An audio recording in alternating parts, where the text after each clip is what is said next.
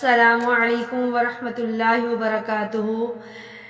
جیسا کہ ہم نے پچھلے سبق میں سورۃ الناس کو تجوید کے ساتھ پڑھا تھا، آج کے سبق میں ہم سورۃ الفلق پڑھیں گے۔ سورۃ الفلق، بسم اللہ الرحمن الرحیم۔ قل، قاف کو موٹا، پیچھے بھی کلاس میں بتایا تھا۔ قل اعوذ، یہ واو کو لمبا کرنا ہے، یہ حروف مدہ ہے۔ واو ساکن سے پہلے پیش ہو تو واو مدہ ہوتا ہے، ایک انگلی کے برابر، جتنی دیر میں ہماری انگلی ایک بند ہو کے کھل جائے اتنا لمبا کرنا ہے۔ اعوذ برب را موٹی، برب الفلق، فلق۔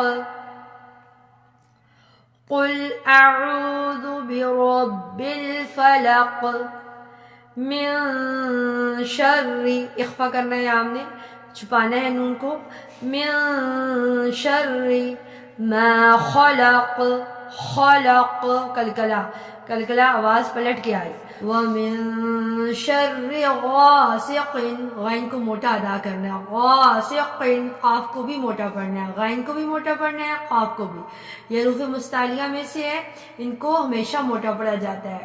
غاسق قن، اذا وقب، اذا وقب، دال اذا، ون فنگر، اس کو بھی ایک انگلی کو ایک الف کے برابر، اذا وقب۔ ومن شر، غنہ کیا، یہاں پہ ہم نے نون اور میم پہ جہاں بھی تشدید آئے گی تو ہم غنہ کریں گے۔ ومن شر النفاثات